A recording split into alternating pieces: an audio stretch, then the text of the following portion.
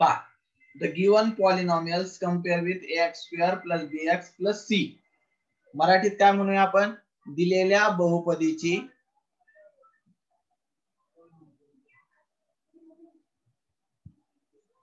ax चा वर्ग plus bx plus c बरोबर 0 शी तुलना केली असता.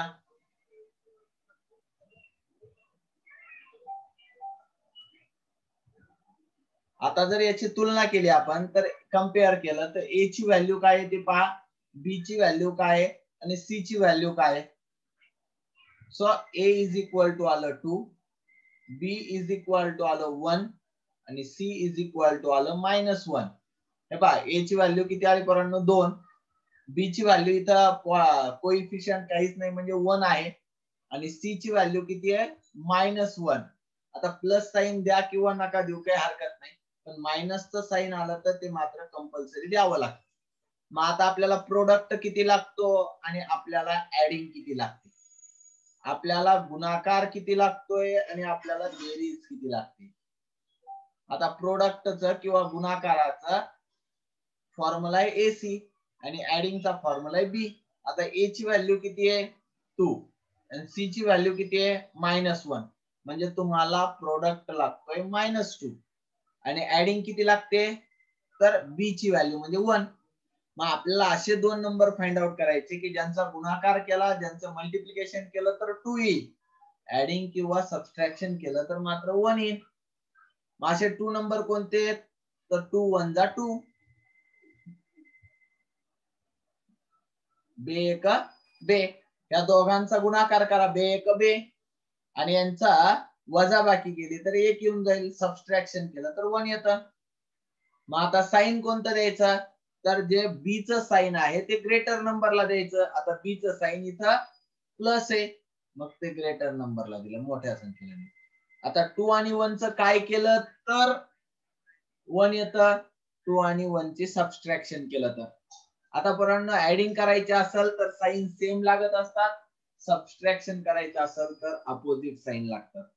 आता इथं आपल्याला वजाबाकी करायची म्हणल्यावर अपोजिट साइन लागतात, एक प्लस आहे मग याचा अर्थ दुसरा काय झाला मायनस. मग आता आपण फॅक्टर लिहिले, 2x स्क्वेअर ला 2x स्क्वेअर. हे जे फॅक्टर असतात पोरांनो ते मिडल टर्मचे असतात.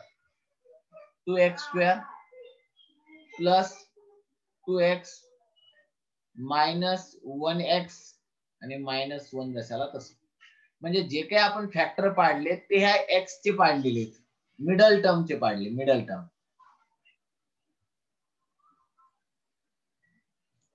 फर्स्ट टर्म जशाल तसं लिहिलं, मिडल टर्मला आपण फॅक्टर लिहिले आणि लास्ट टर्म आपण जशाल तसं लिहिलं.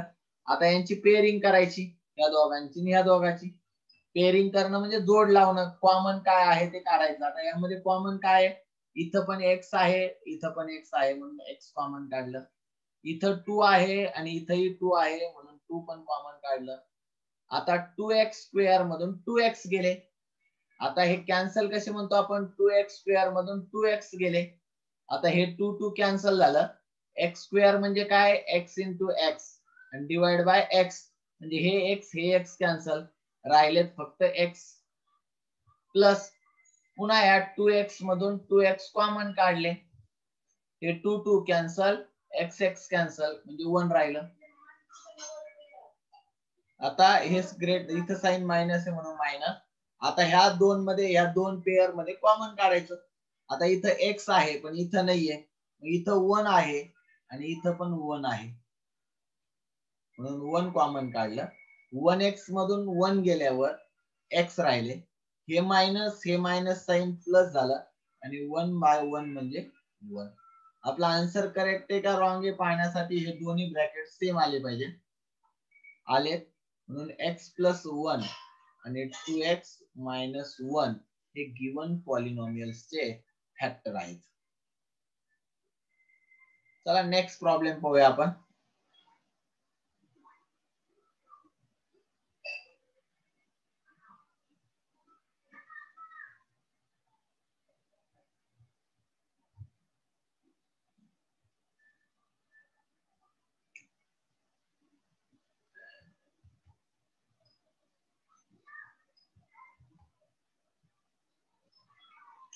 चला आता आपली गिवन पॉलिनॉमियल्स कोणती आहे पहा.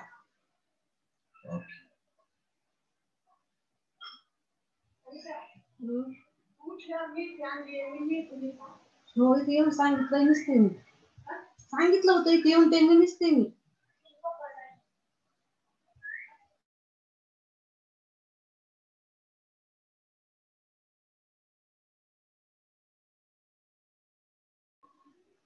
काय करू आता पोरांनो, 2m square plus 5m minus 3 आहे, हे पॉलिनॉमियल्स आहे आपलं. ह्या पॉलिनॉमियल्सला आता कम्पेअर करू आपण.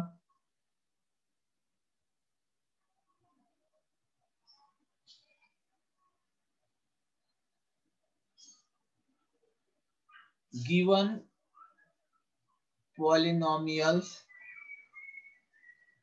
compare with ax square plus bx plus c, म्हणजे दिलेल्या बहुपदीची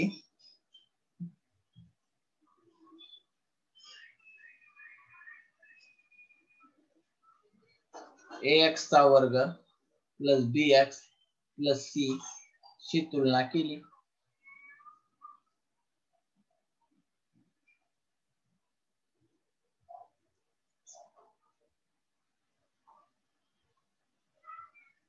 आता a ची व्हॅल्यू काय झाली पाहिजे, b ची काय झाली आणि c ची काय झाली. आता पोरांनो इथं ax square plus bx plus c लिहूस तर इथं am स्क्वेअर लिहू आपण, कारण व्हेरिएबल चल जे आहे ते m वापरलंय. आता a ची व्हॅल्यू किती आली, 2 आली. b ची व्हॅल्यू किती आली, प्लस 5. c ची व्हॅल्यू किती आली, मायनस 3. आपल्याला आता काढायचा आहे प्रोडक्ट, ज्याला आपण गुणाकार म्हणतो, ज्याचा फॉर्म्युला आहे आपला AC.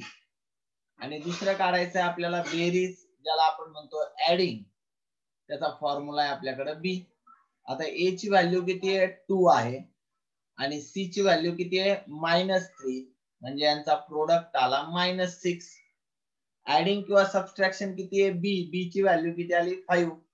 मग असे दोन नंबर कोणते ज्यांचा मल्टिप्लिकेशन केलं तर 6 येतं, ऍडिंग किंवा सबट्रॅक्शन केलं तर मात्र 5 येऊ शकतं. मग असे 2 नंबर एक तर 3 आणि 2 आहे.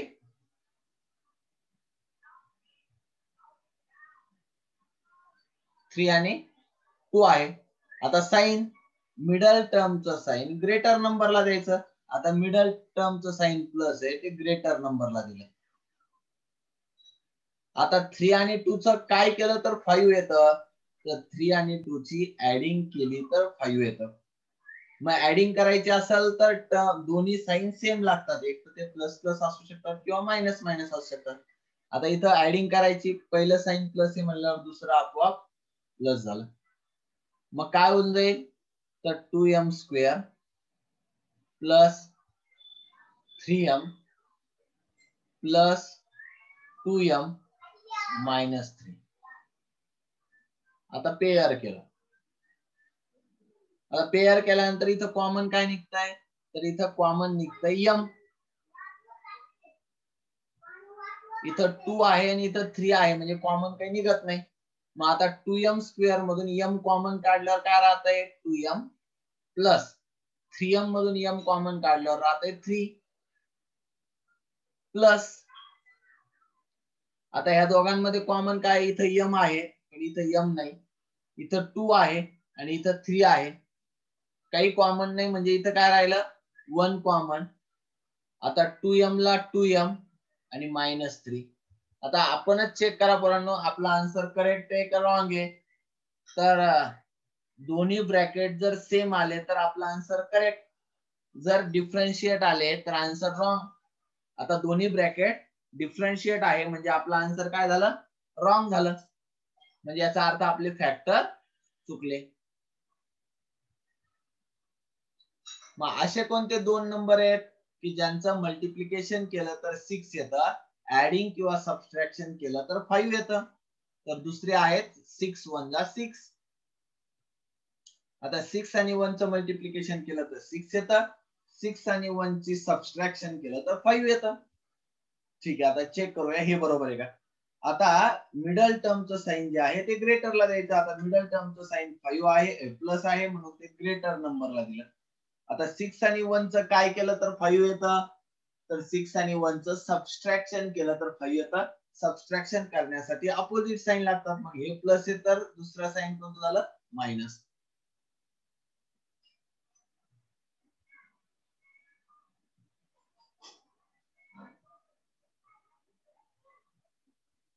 आता या दोघांमध्ये पेअर करूया, दोघांमध्ये कॉमन काढूया.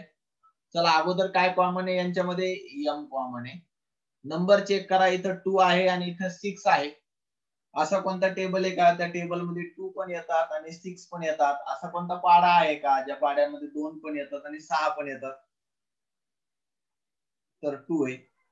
मग आता 2m स्क्वेअर मधून 2m गेले, m राहिलं, प्लस 6m मधून 2m गेले. कळत नसेल तर हे असं असतं, 6m मधून 2m, m कॅन्सल, 2 1 जा 2, 2 3 जा 6, म्हणजे 3 आलं. आता हे इथं मायनस, इथं m आहे पण इथं नाहीये, इथं 1 आहे, इथं 3 आहे. मग कॉमन काही नाही म्हणून 1 काढलं. 1m मधून 1 गेल्यावर राहिले m, हे minus plus 3 as it is. आता आपला आन्सर करेक्ट आहे का रॉंग आहे पाहून घ्या. आपला आन्सर करेक्ट आलं, दोन्ही ब्रॅकेट सेम आहे म्हणून एकदा लिहिले m+3, दुसऱ्या ब्रॅकेट मध्ये लिहिलं 2m - 1.